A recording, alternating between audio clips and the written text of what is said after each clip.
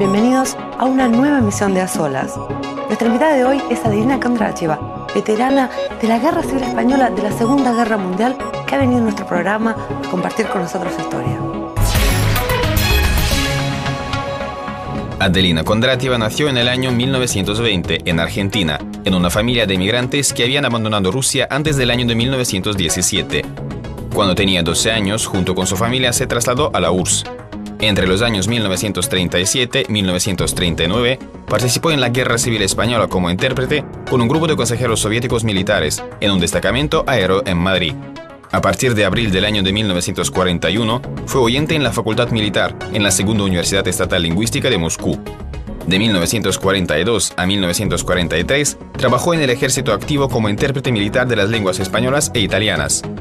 En el año de 1944, después de graduarse del Instituto Militar de Lenguas Extranjeras del Ejército Rojo, llegó a ser profesora del mismo. Fue premiada con la Orden de la Estrella Roja. Entre 1950 y 1966, fue titular de varios institutos en Moscú. A partir de 1966, fue colaboradora científica superior del Instituto del Movimiento Internacional de Obreros de la Academia de Ciencias de la URSS, candidato a Ciencias Históricas. Adelina, muy buenos días. Antes que nada, permítame decirle que estamos enormemente agradecidos de que usted haya venido hoy a nuestro estudio a compartir con nosotros esas historias fascinantes que tiene para compartir. Gracias. Yo quisiera justamente responder y agradecerles la invitación para este programa que yo considero muy importante para dar a conocer a los oyentes, a los que ven la televisión, vuestro programa, de que conozcan que hasta el día de hoy hay gente que conserva la memoria histórica. ¿Qué le parece si, antes que nada, nos cuenta cómo fue que usted nació en tierras tan lejanas, en la Argentina? Sí. ¿Qué fue lo que lo llevó a su padre a ese país? Mi padre, que nació en Rusia, joven, que luchaba en aquel entonces, en los años del siglo pasado, por la democracia, la libertad, estaba en un movimiento juvenil que en aquel entonces era muy activo, pero resultó de que cayó en manos de la policía, fue condenado a muerte, pero pudo escaparse. ¿Y a dónde ir? En aquel entonces las corrientes de los emigrados que iban buscando tierra para poder vivir, después de todo lo que habían pasado, llegó a la Argentina. Y por eso, ya en la Argentina, él era una persona bastante capaz, aprendió el español, tuvo que pasar por todos los oficios posibles e incluso fue el primer traductor de Mayakovsky. Pues bien, después de toda esta fase de trabajos, llegó el momento en que se organizó en Buenos Aires la primera delegación comercial de la joven República Soviética, o sea, de la Unión Soviética, y él fue invitado a trabajar como administrador con conocimiento del ruso y del español. Él ahí trabajó como administrador y tenemos fotografías donde llegó el primer barco, Tavarish, llegó el primer barco con mercancías, ya firmado el contrato comercial entre la Unión Soviética y Argentina. Pero el golpe del general Uriburu cerró la Yurantork y papá fue detenido, mamá también. En aquel entonces era famoso el comisario Lugones, que se ocupaba de los extranjeros, entre comillas, subversivos, y papá fue martirizado y expulsado de la Argentina.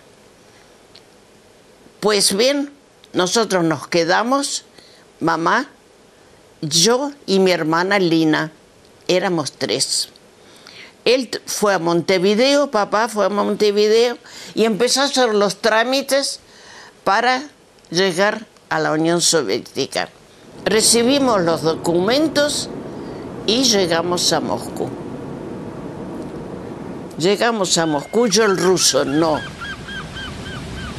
lo hablaba, no lo conocía. Fue para mí todo el cambio de vida fue tan brusco que efectivamente era muy difícil acostumbrarse al frío. Un buen día resultó que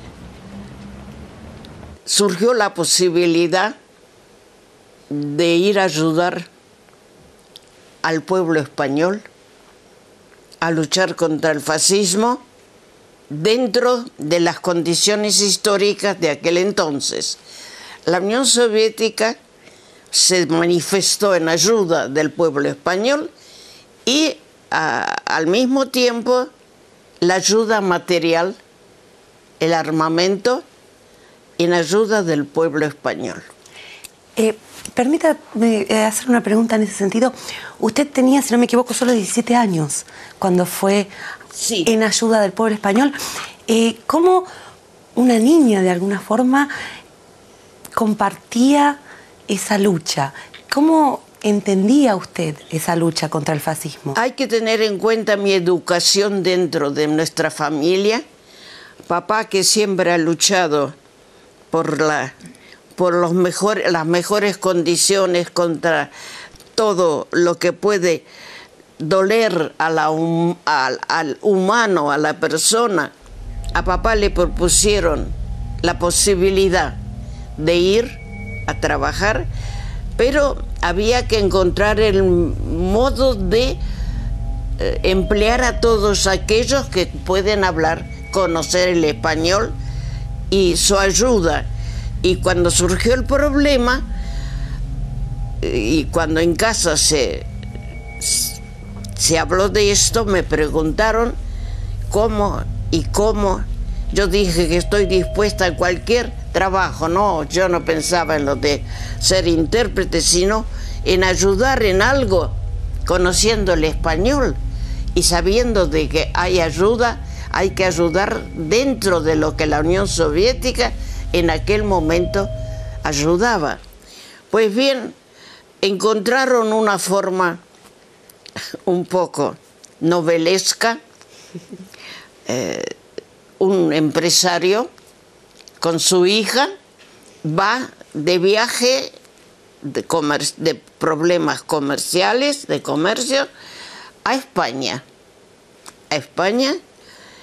Y aceptamos esa proposición, yo con la idea de que podía ser algo positivo, porque en aquel momento en la Unión Soviética había un movimiento de ayuda, de solidaridad con España, y claro que eso también me atraía a mí de dar lo que yo podía dar en aquel momento, a pesar de, como usted dice, mi juventud. Pero en la juventud, siendo joven, uno a veces no puede analizar qué es lo que puede suceder, sino el ánimo y la forma de un joven o una joven de pensar cómo puede ella ayudar.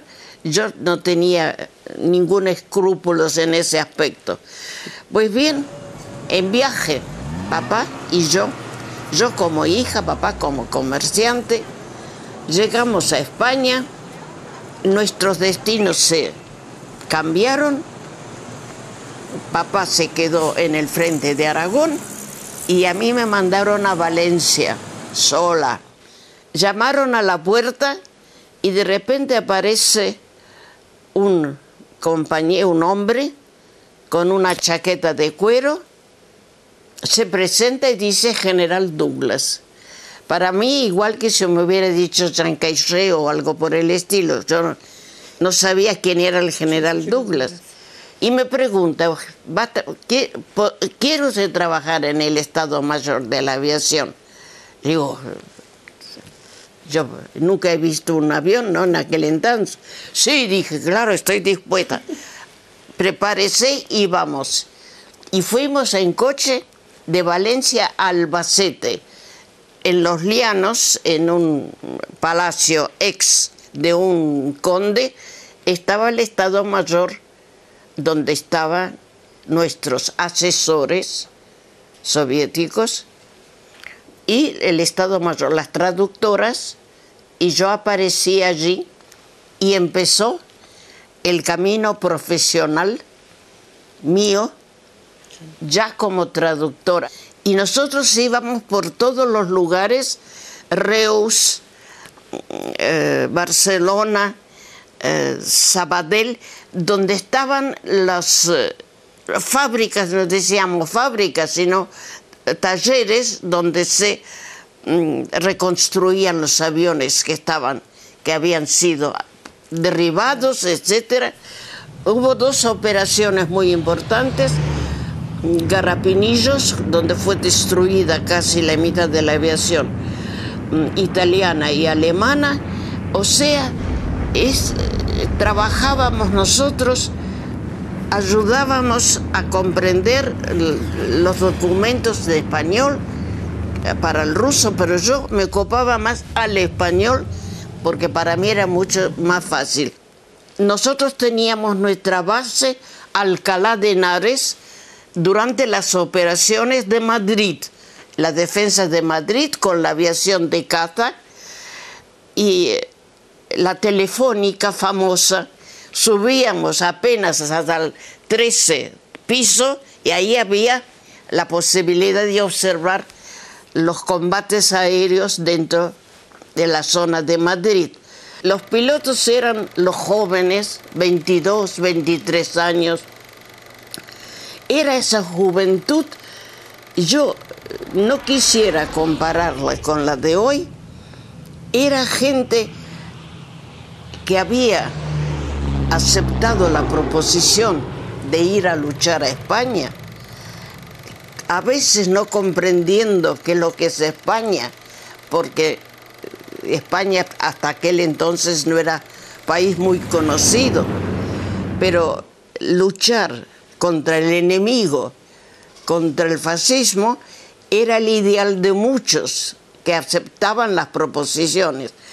La consigna era, es una misión del gobierno y del partido. No diciendo que usted va a luchar en España, no. Es una misión especial que usted tiene que cumplir. Pues estos jóvenes eran de diferentes regiones de la Unión Soviética. Eran que muchos luego fueron héroes de la Unión Soviética, de España. Iván Lakeev, Antonov, Misha, Sirov, en fin, esos jóvenes que... y yo también enterré a un piloto en Sabadell, Elías Fin, que capotó al aterrizar, y yo estuve en el hospital y hubo una manifestación del pueblo en el entierro y el camino del hospital. Él hasta el día de hoy está en el cementerio, no lo han tocado, no lo han tocado. Y las últimas palabras del joven Elías es a mamá, a su mamá y a su novia. Los últimos saludos. Eso fue este entierro. Y como yo iba detrás del ataúd y del carruaje, en España el entierro no es el entierro, es todo una ceremonia. Yo iba detrás y todo el mundo pensaba que o bien soy la novia o bien soy la mujer. Venían, me abrazaban, me besaban, flores, en fin. Es el sentimiento del pueblo con respecto a un héroe que cayó defendiendo la libertad, la democracia contra el fascismo. Todos los que me rodeaban, estos jóvenes, eran esos jóvenes que no tenían una idea ni del dinero, ni nada. La idea era combatir, derribar. Todo el año 37 que yo estuve, éramos nosotros los que teníamos en las manos la aviación. Ya cuando apareció al final del 37 el Messerschmitt, la cosa cambió. Ya la correlación de los republicanos y de los franquistas cambiaron, y eso, claro, ya era el momento más difícil para nuestros pilotos, porque la técnica del Messerschmitt 109 era nueva. Adelina, ¿qué le parece si hacemos una pequeña pausa y enseguida volvemos?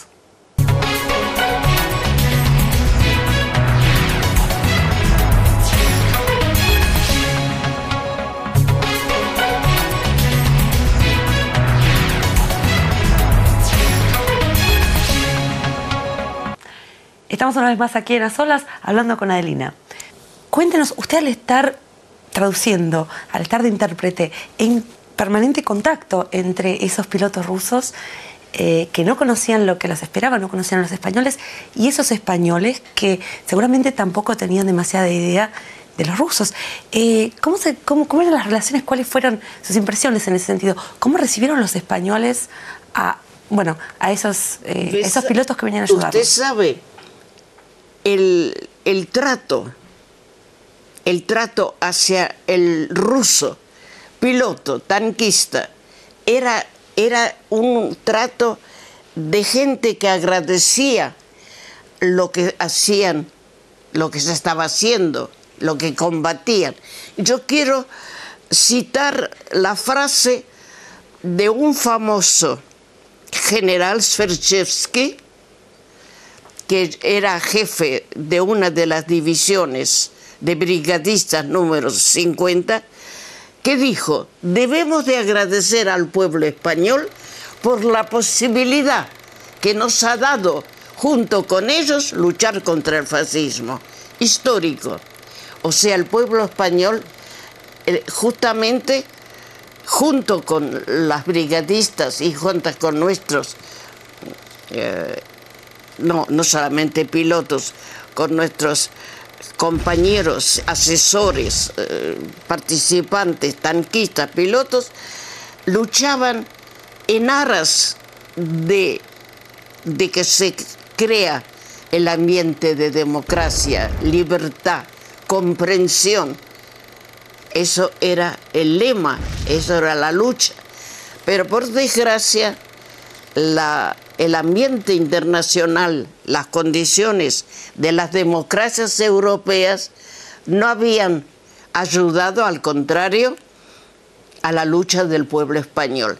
Dejando de lado todos los aspectos indudablemente trágicos que tiene la guerra, ha sido una parte importante de su vida y seguramente hay recuerdos que conserva de esa época, digamos, cálidos, recuerdos que le son importantes. Cuéntenos algo Querida Elena, de esa parte. La parte íntima de mi vida ha sido un poco trágica. Hubo amor, hubo felicidad con una persona que yo y él me quería y yo a él, pero por ciertas condiciones individuales de esa persona no pudimos llegar a un acuerdo, a una vida de iguales ideales. Eso es una parte de mi vida en España, rodeada de jóvenes que, claro está, no que me hacían la corte, no, pero en fin, que yo era para ellos una especie de con quien se podía tratar, en fin, bromear en todas esas cosas. Pues este joven, que luego fue héroe de la Unión Soviética, tuvo la felicidad de que yo entregué mi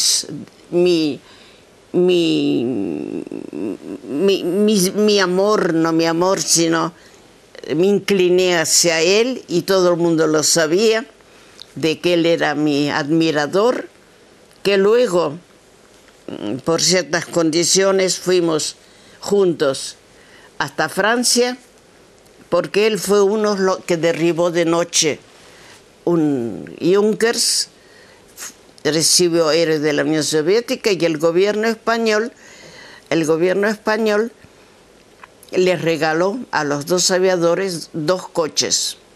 Y uno de esos coches los llevamos a Francia, y en Francia para la Unión Soviética. Pues este joven era el que me atraía, y que juntos nosotros pensábamos en nuestra futura vida, pero no resultó por ciertas condiciones. Y por eso los recuerdos son ingratos y un poco tristes. Pero la vida es la vida, todo pasa a veces con ciertas dificultades, pero pude sobrevivir sobre todo esto y llegar a los 90. Y llegar a los 90 con familia, con hijos, con una hija y con un nieto. O sea, España para mí, hemos recibido la ciudadanía española, el pasaporte español. Ahora yo me considero española, con derecho. Cuando Negrín se despedía de las brigadas internacionales, él dijo: ustedes, los brigadistas, no solamente los rusos, sino todos vosotros, tenéis, cuando todo pase y cuando vendréis a España, consideran que es su patria y que todos son españoles. Y deben de ser españoles, la han defendido y han luchado por su libertad. Pues esa consigna fue firmada por el rey Juan Carlos II, y nosotros recibimos, el general Lavsky y yo, recibimos la ciudadanía española y el pasaporte. Así que los 90 van pasando, pero queda la sensación de que debemos de crear un ánimo en la juventud, de que la idea de la democracia, comprensión, la idea de la fraternidad, no, lo de solidaridad, últimamente esa consigna ya no tiene valor, parece ser, pero sin embargo debemos atenernos a la memoria histórica y comprender cómo la juventud de aquellos años pudo incorporarse y luchar por ideales que efectivamente eran ideales, y hasta el día de hoy considero que son ideales. Usted hablaba del reconocimiento de los españoles, pero me ha contado también que además de ese reconocimiento, ha tenido usted el reconocimiento de gente de distintos países de América Latina que la escuchan en La Voz de Rusia. Tiene usted sus admiradores en distintas partes del mundo. Eso se llama jactarse a la vejez de lo que pasó. No, efectivamente, yo han hecho un documental porque yo trabajo con ellos, me piden, yo hablo para América Latina, para España, y hace poco me llamó mi amiga Valia, que trabaja, Valentina, me dije una carta de un joven que escribe que me agradezcan, que me cuenten que me encuentren y me agradezcan mi intervención sobre de la guerra civil. Yo hablé una vez, no me acuerdo. Pues bien, ese trabajo para mí es muy importante porque primero que lo hago desde casa y doy a conocer ciertas ideas y de mi juventud y del presente. Así que para mí eso es un trabajo muy activo. Y luego tenemos el grupo nuestro en el comité de veteranos. Tenemos contactos con España, con una organización, con 2 organizaciones. O sea, estamos activos con respecto al trabajo con España, que va en nuestro corazón y no va a desaparecer nunca. En nuestro grupo España es lo que nos atiene a nuestra actividad. Sin España no podemos. Muchísimas gracias por sus palabras. Hay muchísimas historias interesantes que podríamos discutir, pero desgraciadamente el tiempo siempre es tirano en televisión. Gracias. Compartiendo con nosotros la historia de su vida ha estado Adelina Kondratьeva, veterana de la Guerra Civil Española y la Segunda Guerra Mundial. Nosotros nos despedimos. Hasta la próxima.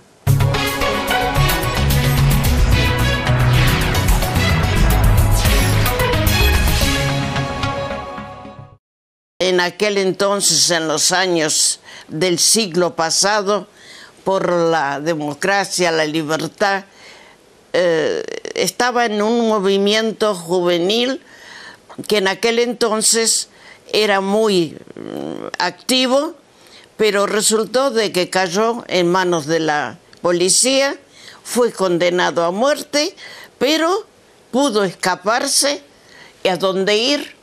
En aquel entonces las corrientes de los emigrados que iban buscando tierra para poder vivir, después de todo lo que habían pasado, llegó a la Argentina.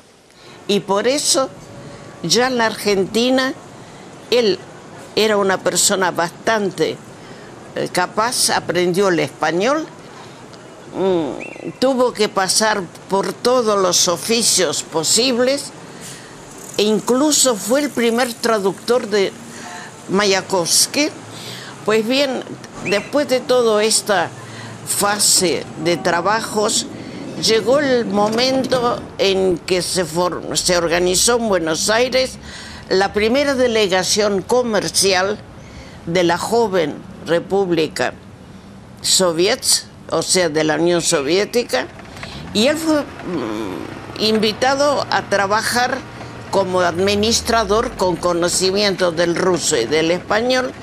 Él ahí trabajó como administrador y tenemos fotografías donde llegó el primer barco, Tavarish, llegó el primer barco con mercancías, ya firmado el contrato comercial entre la Unión Soviética y Argentina. Pero el golpe del general Uriburu cerró la Yurantork y papá fue detenido, mamá también.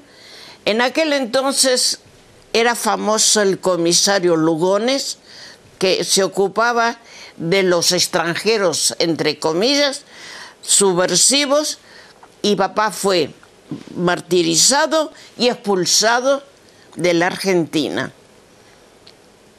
Pues bien, nosotros nos quedamos, mamá, yo y mi hermana Lina, éramos 3. Él fue a Montevideo, papá fue a Montevideo y empezó a hacer los trámites para...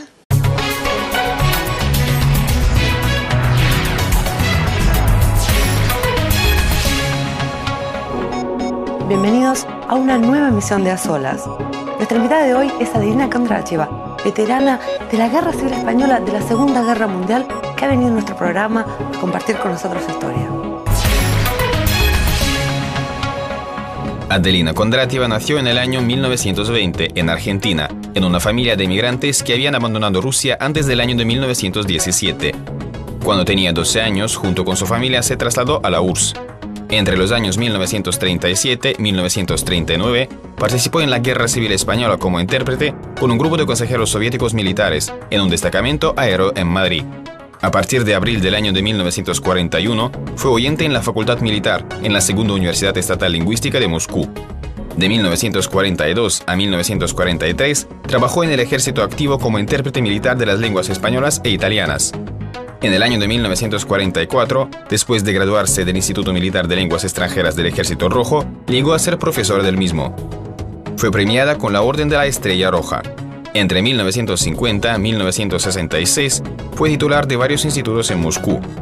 A partir de 1966, fue colaboradora científica superior del Instituto del Movimiento Internacional de Obreros de la Academia de Ciencias de la URSS, candidato a Ciencias Históricas.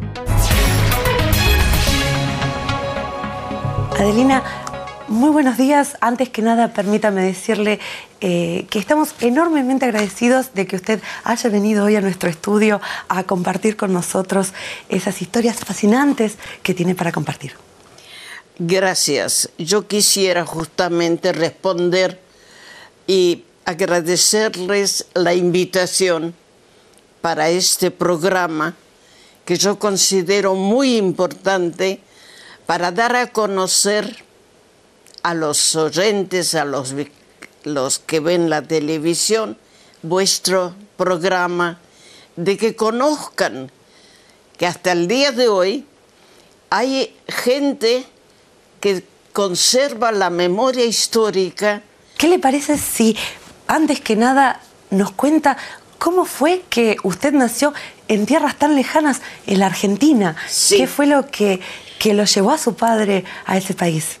Mi padre, que nació en Rusia, joven, que luchaba soviética, en aquel momento ayudaba.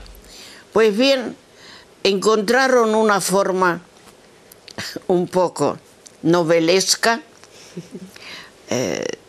un empresario con su hija va de viaje de problemas comerciales, de comercio, a España. Y aceptamos esa proposición, yo con la idea de que podía ser algo positivo, porque en aquel momento en la Unión Soviética había un movimiento de ayuda, de solidaridad con España, y claro que eso también me atraía a mí de dar lo que yo podía dar en aquel momento, a pesar de, como usted dice, mi juventud. Pero en la juventud, siendo joven, uno a veces no puede a veces analizar qué es lo que puede suceder, sino el ánimo y la forma de un joven o una joven de pensar cómo puede ella ayudar. Yo no tenía ningún escrúpulo en ese aspecto. Pues bien, en viaje, papá y yo como hija, papá como comerciante, llegamos a España, nuestros destinos se cambiaron, papá se quedó en el frente de Aragón y a mí me mandaron a Valencia, sola. Llamaron a la puerta y de repente aparece un compañero, un hombre, con una chaqueta de cuero, se presenta y dice General Douglas. Para mí, igual que si me hubiera dicho Jean Caillé o algo por el estilo, yo no sabía quién era el General Douglas. Y me pregunta, ¿quiere usted trabajar en el Estado Mayor de la Aviación? Digo, yo nunca he visto un avión, ¿no? En aquel entonces. Sí, dije, claro, estoy dispuesta. Prepárese y vamos. Y fuimos en coche de Valencia a Albacete. En Los Llanos, en un palacio ex de un conde, estaba el Estado Mayor, donde estaban nuestros asesores soviéticos. Llegar a la Unión Soviética. Recibimos los documentos y llegamos a Moscú. Llegamos a Moscú, yo el ruso no lo hablaba, no lo conocía. fue para mí todo el cambio de vida fue tan brusco que efectivamente era muy difícil acostumbrarse al frío. Un buen día resultó que surgió la posibilidad de ir a ayudar al pueblo español a luchar contra el fascismo dentro de las condiciones históricas de aquel entonces. La Unión Soviética se manifestó en ayuda del pueblo español y al mismo tiempo la ayuda material, el armamento, en ayuda del pueblo español. Permítame hacer una pregunta en ese sentido. Usted tenía, si no me equivoco, solo 17 años cuando fue en ayuda del pueblo español. ¿Cómo una niña, de alguna forma, compartía esa lucha? ¿Cómo entendía usted esa lucha contra el fascismo? Hay que tener en cuenta mi educación dentro de nuestra familia. Papá, que siempre ha luchado por las mejores condiciones contra todo lo que puede doler al humano, a la persona. A papá le propusieron la posibilidad de ir a trabajar, pero había que encontrar el modo de emplear a todos aquellos que pueden hablar, conocer el español y su ayuda. Y cuando surgió el problema, y cuando en casa se habló de esto, me preguntaron cómo y cómo. Yo dije que estoy dispuesta a cualquier trabajo. No, yo no pensaba en lo de ser intérprete, sino en ayudar en algo, conociendo el español y sabiendo de que hay ayuda, hay que ayudar dentro de lo que la Unión Soviética y el Estado Mayor, las traductoras, y yo aparecí allí y empezó el camino profesional mío ya como traductora.